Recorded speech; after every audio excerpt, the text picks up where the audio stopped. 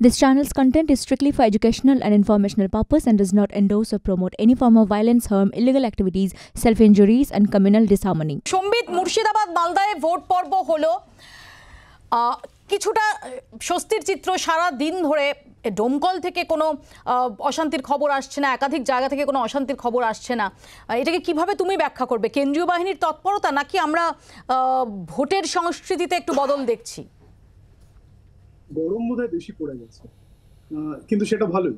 যেটা খুবই সুখবর সেটা হচ্ছে যে আজকে সেরকম কোনো গন্ডগোলের খবর পাওয়া গেল না, এবং দমকল যেটা নিয়ে সব সময় আশঙ্কা থাকে এবং আমরা দেখেছি যে দমকল থেকে অশান্তির খবর আসছে না, এরকম খুব কমই হয়েছে কোনো নির্বাচনে।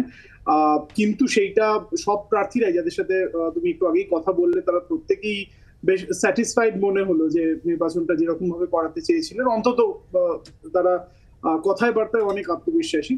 এবং এই ফাইটটা খুব ইন্টারেস্টিং, কারণ যেটা আমরা জানি যে এই জায়গা থেকে মোহাম্মদ সেলিম লড়াই করছেন মুর্শিদাবাদ কেন্দ্র থেকে। তিনি চাইছেন যে এখান থেকে অন্তত তিনি জিতে অ্যাটলিস্ট সিপিআইএম এর পক্ষ থেকে বা বামেদের পক্ষ থেকে একজন অন্তত যারা যিনি যেতে পারেন সংসদে, সেই চেষ্টা করছেন এবং খুব পরিকল্পিত ভাবেই সেখানে তিনি লড়াই করছেন। অন্যদিকে কংগ্রেস চাইছে সিটটাকে ধরে রাখার, এবং তৃণমূল চাইবেই যে খগেন মুর্মুর কাছ থেকে মালদা উত্তরের সিটটা ছিনিয়ে নেওয়ার জন্য। তো সব মিলিয়ে খুব ইন্টারেস্টিং একটা ফেজ, এবং খুব শান্তিপূর্ণ ভাবেই হলো, সেটাও খুব ইন্টারেস্টিং।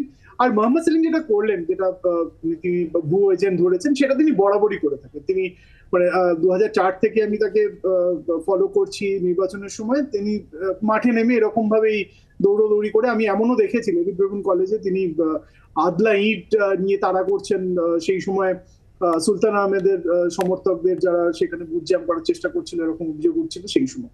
কাজে সেটা তিনি করেছেন।